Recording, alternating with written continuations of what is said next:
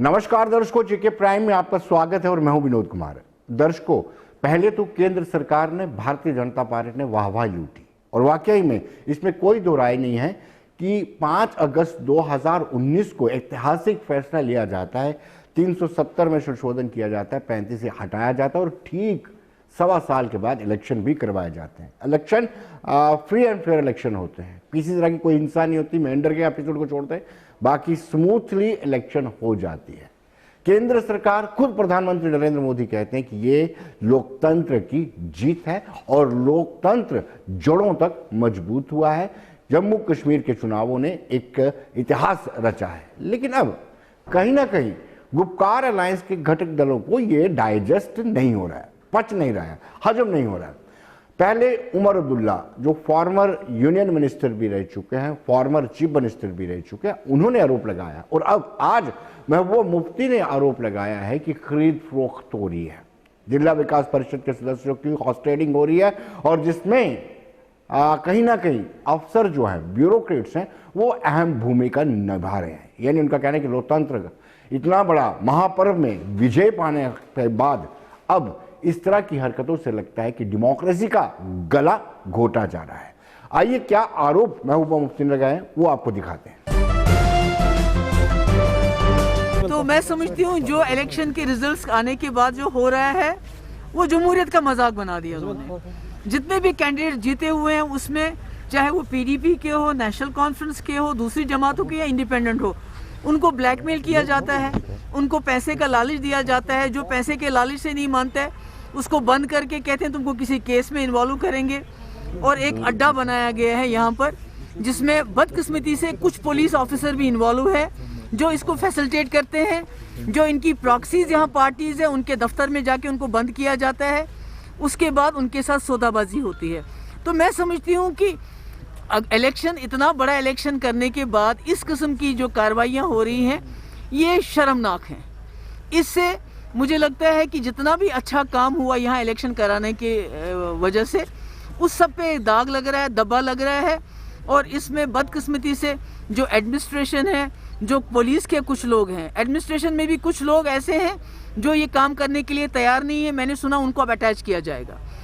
काफ़ी सारे पुलिस के लोग ये काम करने के लिए तैयार नहीं है, उनकी शायद पोस्टिंग्स चेंज हो। एंटी डिफेक्शन लॉ तो होना चाहिए, मगर ये लोग तो जब बिल्कुल लगे हुए हैं, क्योंकि इलेक्शन में ये नाकाम हो गए, पूरी तरह से फेल हो गए। चाहे वो बीजेपी थी जम्मू कश्मीर में, चाहे वो इनके प्रॉक्सीज थे, वो नाकाम हो गए हैं। पीडीपी को इन्होंने तोड़ फोड़ करने के बावजूद भी उनको कुछ हासिल नहीं हुआ। तो अब इन्होंने यही तरीक़ेकार अपनाया है कि जो हमारे कैंडिडेट जीत के आए हैं, इंडिपेंडेंट्स है, उनको मार दाड़ पैसा वैसा दे के ये वर्गला रहे हैं। तो मैं समझती हूँ कि मैंने पहले भी कहा, ये जमहूरियत का जो है एक हिसाब से कत्ल हो रहा है। हालांकि ये लोग अपनी पार्टी को निशाना बना रहे हैं। उनका ये आरोप है सरकार और भारतीय जनता पार्टी कश्मीर में अपनी पार्टी को मजबूत करने के लिए इस तरह की सहूलियतें अपनी पार्टी को फराहम करवा रहे हैं, लेकिन अपनी पार्टी के चीफ अल्ताफ बुखारी ने इसको सिरे से खारिज कर दिया है। देखिए, मैं उमर साहब की बहुत इज़्ज़त करता हूं। मैंने नहीं चाहा था कि मैं इस पे कोई जवाब दूं। मेरे पार्टी के साथियों ने दिया है, शायद उस कपल ने भी दिया है जिनके बारे में उन्होंने किया। मेरी एक ही मोदबाना गुजारिश है उमर साहब से कि उमर साहब, बहुत कत्लो गारत हुई है, मेहरबानी करके छोटे से सियासी फ़ायदे के लिए लोगों की जानों के साथ न खेलिए। आप जो ये एनसर्कल कर रहे हैं, फिर लोगों को कह रहे हैं कि इन्होंने बीजेपी ज्वाइन किया। उमर साहब, कम से कम आपसे ये तवक्को नहीं है, सीधा कहिए अपनी पार्टी ज्वाइन की है। उमर साहब, आप तो सच्ची सियासत और सही सियासत के हमेशा सपोर्टर रहे हैं, तो क्या आपको अपनी पार्टी में मजबूर किया जा रहा है कि आप भी वो बात करते हैं जिसकी आपको पता है? क्या फिर आप 99 में बीजेपी वाले थे जिस वक्त आप बीजेपी के? क्या फिर भद्रवा में इस वक्त जो आपकी पार्टी म्यूनसिपलिटी में चेयरमैन है और वाइस चेयरमैन बीजेपी का है, क्या फिर आप भी पार्टी है? क्या है ये? क्या मजाक है? किस चीज़ की पे हम मजाक कर रहे हैं?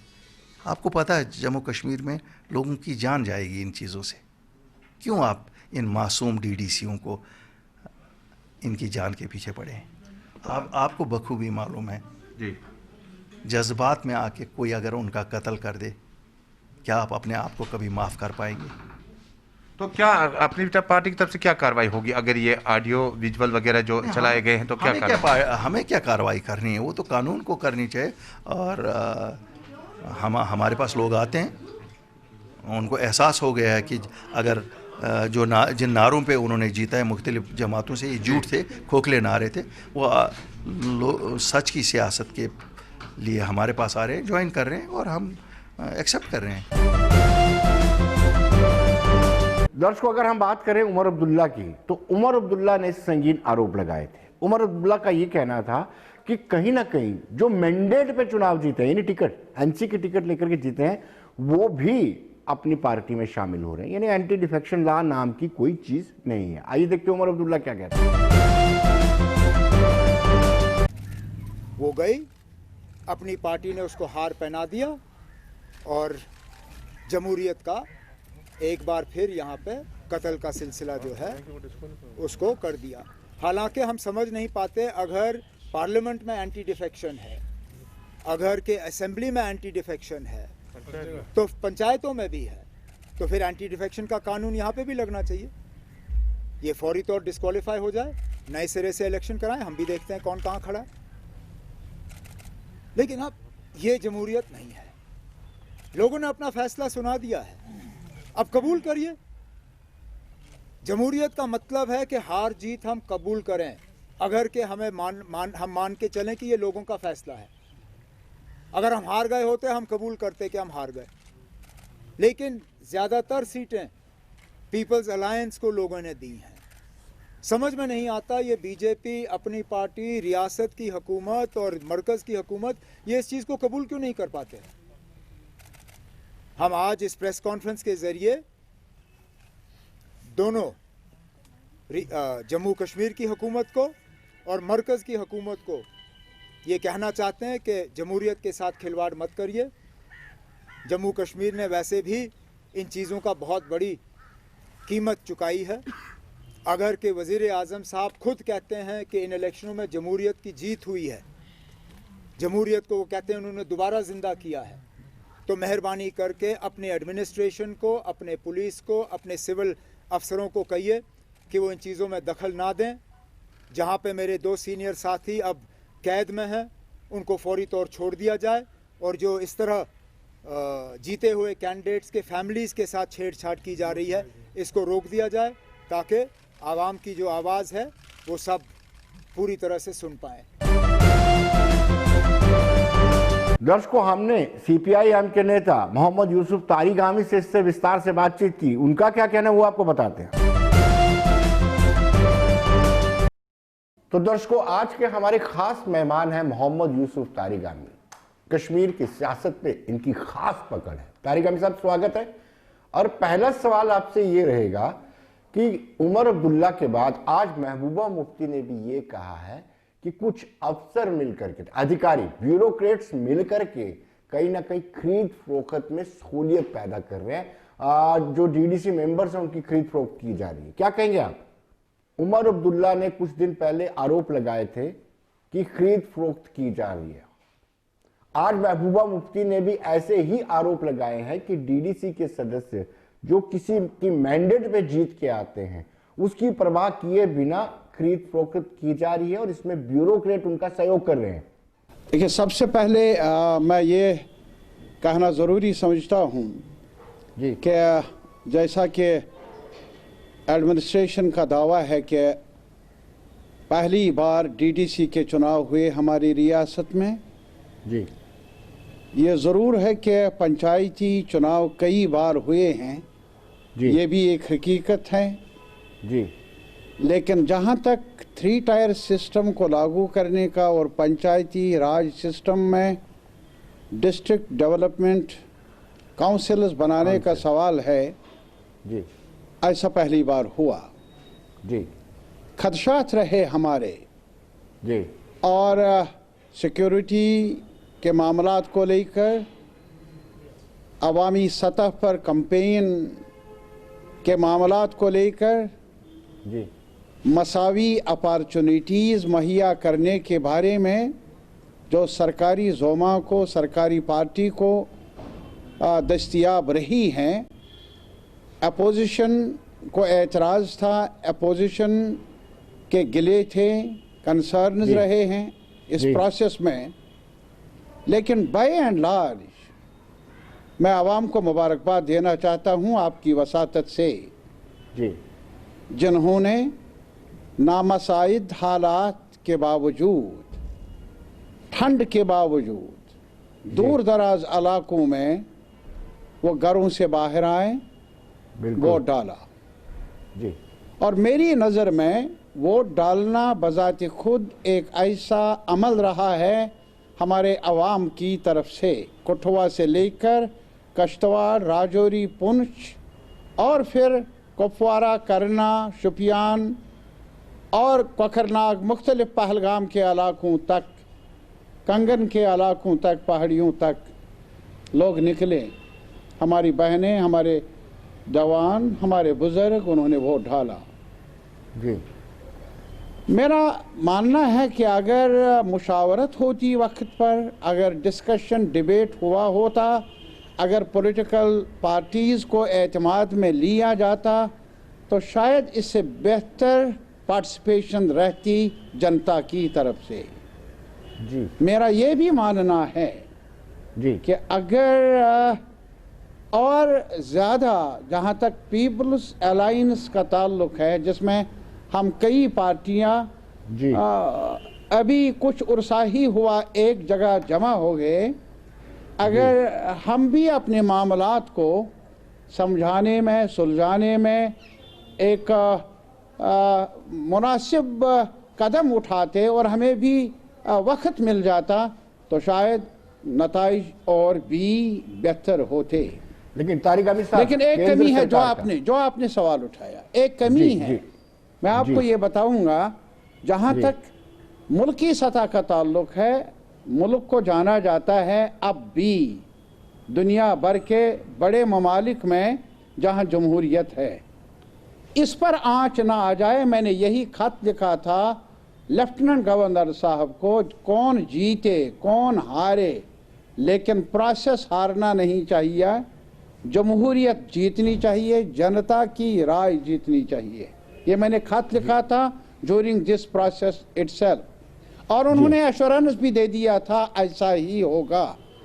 जी लेकिन इसमें कमी क्या है? कमी एक चीज़ है, जबकि देश के कई हिस्सों में हमारी रियासत की तरह जो कभी रियासत थी, हमने भी एक कानून बनाया anti defection law, anti defection law. जी और बिल्कुल। एंटी डिफेक्शन लॉ के मुताबिक आया राम गया राम वाली बात को दोहराने में कुछ कुछ रुकावटें पैदा होती रही है, और जमहूरी अमल को जो हमें खदशात थे नुकसान पहुंचने के दल बदलो तरीक़ेकार अपनाने से, उसमें काफ़ी कुछ बचाव रहा। और अभी भी जहाँ तक लोकल बॉडीज़ का ताल्लुक है और डीडीसी का ताल्लुक है, जो पार्टी बुनियादों पर बने हैं, पार्टी बुनियादों पर, मैं हैरान हूँ कि अभी तक गवर्नर एडमिनिस्ट्रेशन ने एंटी डिफेक्शन लॉ इन इदारों में लागू क्यों नहीं किया। देखिए, एक दूसरे पर इल्ज़ाम देना तो अलग सवाल है, लेकिन इल्ज़ाम देने के साथ साथ वो बजा भी होंगे इल्ज़ामात। चर्चा है इस वक्त भी, कुछ इशारे भी मिल रहे हैं कि ऐसा हो रहा है, लेकिन इसका बचाव करने के लिए कुछ कानूनी आईनी तदाबीर करने की ज़रूरत है। और मेरी नज़र में जब देश के बाकी हिस्सों में भी ऐसे इदारों को तहफ़्फ़ुज़ मिला है, एंटी डिफेक्शन कानून के दायरे के अंदर लाने की वसातत से, जम्मू कश्मीर में भी लोकल सेल्फ गवर्नमेंट इंस्टीट्यूशंस, जिसमें डीडीसी भी शामिल है, उनको भी एंटी डिफेक्शन लॉ के दायरे में लाना बहुत ज़रूरी बन चुका है। ताकि ये जी, गिले न क्या- रहे, क्या- ये कोशिशें जी, जी। न रहे, दल बदलों की जो तारिक अली साहब, ये क्या आपको लगता है कि सरकार अपनी पार्टी को सपोर्ट कर रही है एंटी डिफेक्शन लॉ को नहीं, क्लियर ना करते हुए? मैं जी, जजमेंट पर अभी बैठूंगा नहीं। शायद मैंने चाहा भी कि मैं गवर्नर साहब की नोटिस में भी ये लाऊंगा कि जी। खदशात ऐसे हैं, जी, खदशात ऐसे हैं जैसा कि उमर साहब ने कहा, महबूबा जी ने कहा, कुछ तो है जिसकी पर्दातारी हो रही है, दाल में कुछ ना कुछ काला है कहीं। मेरा मशवरा है उन तमाम दोस्तों को जो रिस्पॉन्सिबल पोजीशंस पर आज तक रहे हैं और आज भी हैं, मैं उन सब से गुजारिश कर लूँगा ये जीत हार का सिलसिला बराबर जमहूरी अमल में होता रहेगा, लेकिन आज अगर मुझे कुछ रास आता है और रास नहीं आता है, उसको बदलने की जिम्मेदारी फिर कभी मौका मिलेगा अवाम की अदालत में, अवाम ही फैसला कर लें। मेरे खिलाफ मेरे हक में मैंडेट मिले, ये मेरा फैसला नहीं, अवाम का फैसला है। हमें सबों को सर माथे पर ये फैसला मानना चाहिए, इसका एहतराम करना चाहिए, ताकि हमारी सियासत इस दल बदलों की गलाजत से, मैं लफ्ज़ ज़रा तेज़ इस्तेमाल करता हूँ, बुराई से बच जाए, लेकिन साथ ही साथ कानूनी दायरे के अंदर लाना, सेफ गार्ड्स आईनी कानूनी मिले, ताकि डिफेक्शन ना हो या कोई कोशिश ना हो डिफेक्शन को फैसिलिटेट करने की या इसको एनकरेज करने की। तारिक अली साहब, अब सवाल ये उठता है कि जो रिजल्ट आए हैं डीडीसी के, बीजेपी सबसे बड़ी पार्टी बनकर भर के आई है, 75 सीट्स उन्होंने जीती हैं। क्या ये मान लिया जाए कि 370 और 35 को हटाने के बाद ये एक रेफरेंडम आया है कि बीजेपी ने जो किया है वो ठीक किया है? देखिए, मैं आपको दानतदारी से अपने आवाम को बताना चाहूँगा, जी, इसमें शक की बात नहीं है। विनोद जी, आप भी जानते हैं इस मिट्टी को, यहाँ की जनता को, आप यहाँ रहे हैं जी, जम्मू कश्मीर के आवाम के बड़े हिस्से को अब भी एतराज़ है जी, उस अमल से जिसकी शुरुआत 5 अगस्त 2019 को की गई। उनके नुक्ते निगाह के मुताबिक, हमारे नुक्ते निगाह के मुताबिक आईन के खिलाफ हुआ, कानून के खिलाफ हुआ, दस्तूर के खिलाफ हुआ। जी, और मैं आपको एक और बात कहना चाहता हूं, मुझे तो एक सबसे ज़्यादा खुशी है इस जमहूरी अमल की। पता है क्यों? ये नहीं कितनी सीटें किसको मिली, वो अपनी जगह, लेकिन सबसे बड़ा मुझे जो एक इत्मीनान मिला है वो ये है कि जो रुका हुआ पॉलिटिकल प्रोसेस है, जो डीएक्टिवेट हो चुका था पॉलिटिकल एक्टिविटी, उसको एक्टिवेट होने में इस माहौल में मदद मिली। ये कोई मामूली कामयाबी नहीं है। अरे साहब, जमहूरी अमल की ये बड़ी खासियत है कि एक वैक्यूम बन चुका था, और मैंने ये भी सुना है कि कई लोग जो इक़्तिदार में हैं, दिल्ली से लेकर यहाँ तक, वो तो कह रहे थे सारी पार्टियां खत्म, सिर्फ हम ही हम हैं। लेकिन जनता है, उन्होंने कहा नहीं, अभी दिल्ली दूर है, ऐसी बातें मुनासिब नहीं हैं, आपका इत्तेफाक नहीं होगा मेरे साथ, इख्तलाफ होंगे, हमें एक दूसरे का चेहरा पसंद नहीं कर लेंगे। लेकिन जनता ने फैसला किया कि सभी पार्टियों की अपनी अपनी जगह पर अपनी अपनी रेलेवेंस है, और लाजमी तौर पर पीएजीडी जिस मौक़िफ़ की हिमायत करता रहा या जिस मौक़िफ़ को लेकर मैदान में आया ये प्लेटफार्म, जाहिर है कि लोगों ने अगर वोट डाला बड़ी तादाद में, एक साल खामोश रहने के बावजूद भी, वो तो होगा कि उस मुद्दे के हक में भी उनका वोट पड़ा होगा। आपको नहीं लगता है कि अलायंस जो है वो कश्मीरी अवाम को मुगालते में रख रहा है? क्योंकि आप भी जानते हैं मामला कोर्ट के विचाराधीन है, पार्लियामेंट का ये डिसीजन है, राज्यसभा और लोकसभा ने लिया हुआ डिसीजन है, आप फिर उनको कह रहे हैं कि हम आपको वापस ला के देंगे। मैंने इतना ही नहीं, महबूबा तो ये कह रही हैं कि घुटने टेक कर केंद्र सरकार 370 वापस देगी और हाथ जोड़ कर नहीं। मैं देखिए, मैं एक चीज़ बताऊंगा विनोद जी, आप शायद थे उन दिनों जर्नलिज्म में ये नहीं, मैं 75 में जेल में था, यहाँ जम्मू स्पेशल जेल में। उसमें उस वक्त भारतीय जनसंघ के जो लोग थे वो भी 6 बंद, मैं भी था जी साहब। क्या बताएंगे, तो उस वक्त यही था, हम में से कई मायूस थे। वो कह रहे थे अब तो खत्म, कभी इमरजेंसी देश में खत्म होगी नहीं।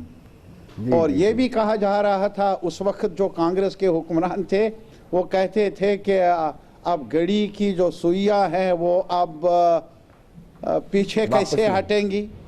अरे साहब, लेकिन इमरजेंसी नहीं रही। जो सस्पेंड हुए थे फंडामेंटल राइट्स, उस वक्त कहा जाता था सबसे ताकतवर लीडर इंदिरा जी का फैसला है। बाद में तो लोगों की अदालत में जो फैसला हुआ यारा, उसने तो हैरान कर दिया ऐसे बड़े नेताओं को, और उनको कह दिया कि हमारा देश ऐसा नहीं है, यहाँ लोगों की राय चलेगी, यहाँ हुकूक को पायमाल किया जाएगा, हुकूक की खिलाफ वर्जी होगी, वो सिलसिला कायम नहीं रह सकता।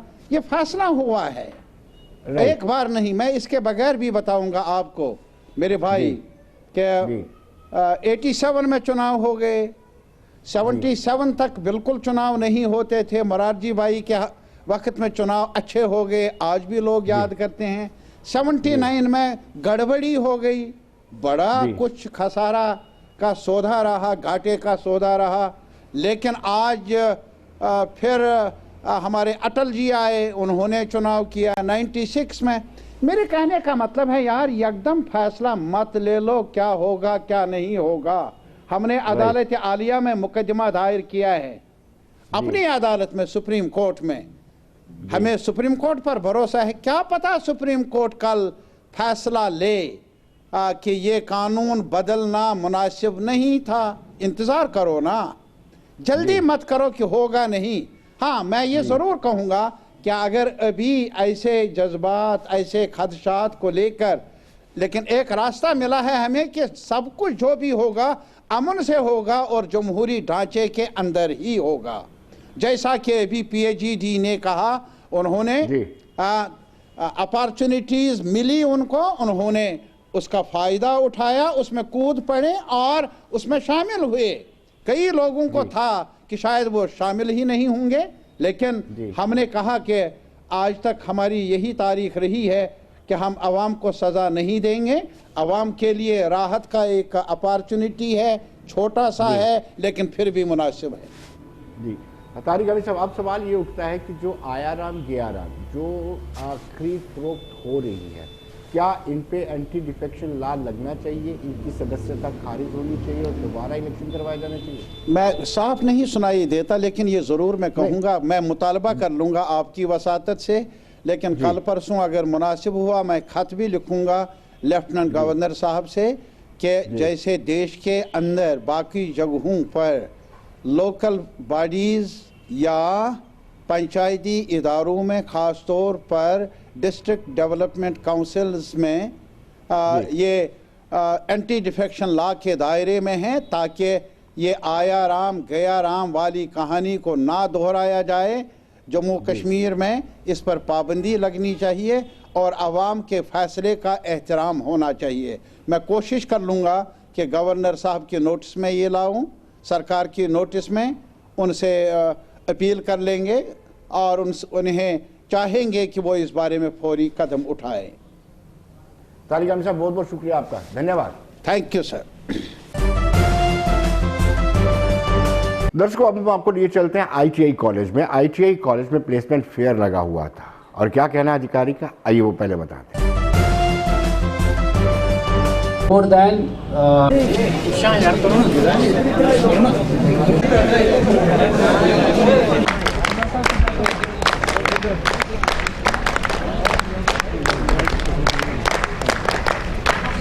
डॉक्टर असगर हुसैन समून साहब, प्रिंसिपल सेक्रेटरी। हमें स्ट्रेटजी और हमें बच्चों का माइंडसेट भी उसी तरीके से चेंज करना है। अभी डिग्रियां करके, पोस्ट ग्रेजुएशन PhD करके जॉब्स नहीं मिलती है, तो इसे अब कोविड की वजह से भी थोड़ा रिट्रेंचमेंट है, तो इससे उत्साह भी बढ़ेगी। बच्चे आए हैं काफ़ी, आप देख रहे हैं काफ़ी सारे बच्चे यहाँ पे आए हैं। हम उम्मीद करते हैं आज 100-150 बच्चों को यहाँ पे जॉब्स मिलेंगी।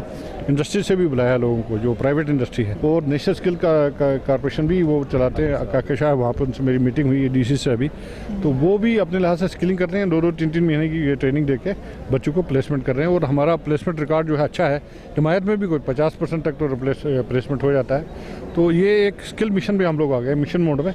आइडिया ये है कि बच्चों को स्किल दे दो, उसके साथ प्लेसमेंट भी करो, क्योंकि स्किलिंग के बगैर एजुकेशन फिर आगे जारी रखना, ये खासकर गरीब तबके के बच्चे आते हैं, ये अफोर्ड नहीं कर सकते हैं हायर स्टडीज़, या माँ बाप को सहारा बनना चाहते हैं। एक बार उनको जॉब मिलने से फिर एक सपोर्ट भी हो जाता है और एक कॉन्फिडेंस आता है। हमने ITI के युवाओं से बातचीत की कि उनको क्या फ्यूचर नज़र आता है। उनको भी इस चीज़ का एहसास है कि प्लेसमेंट फेयर में जो प्राइवेट प्लेयर आते हैं उनमें ही रोजगार मिले तो बेहतर है, क्योंकि सरकारी नौकरी के स्कोप कम नजर आते हैं। इस टाइम पे तो जो कहते हैं कि मोदी गवर्नमेंट में काफ़ी सारी अपॉर्चुनिटीज़ आ रही हैं, बट मेरे हिसाब से तो काफ़ी अपॉर्चुनिटीज़ लैक हुई हैं। हमें अपॉर्चुनिटीज़ पूरी नहीं दी जा रही। ऐसे मैं यहाँ देख रहा हूँ कि यहाँ पे ITIs के ट्रेनीज़ ही 600+ हैं, और मुझे इनमें कोई BTech या MTech नहीं दिखा। मैं फ़र्स्ट हूँ यहाँ पे, और अगर मैंने मास्टर डिग्री की है, मुझे ही कोई जॉब अपॉर्चुनिटीज़ नहीं है, मेरी जॉब सिक्योरिटी नहीं है, तो इन बच्चों की कहाँ होगी। तो इसमें गवर्नमेंट को एक इनिशिएटिव लेना चाहिए जिसमें हमारे बच्चों के बारे में और हम लोगों के बारे में ये सोचे, ताकि हमें एक एम्प्लॉयमेंट मिले। क्योंकि अनएम्प्लॉयमेंट की यहाँ पे अगर बात की जाए तो 90% अनएम्प्लॉयमेंट है और 10% ही एम्प्लॉयमेंट है। तो ये मैं एक PM साहब से, हमारे अपने LG साहब से, मनोज सिन्हा साहब से एक रिक्वेस्ट करूँगा।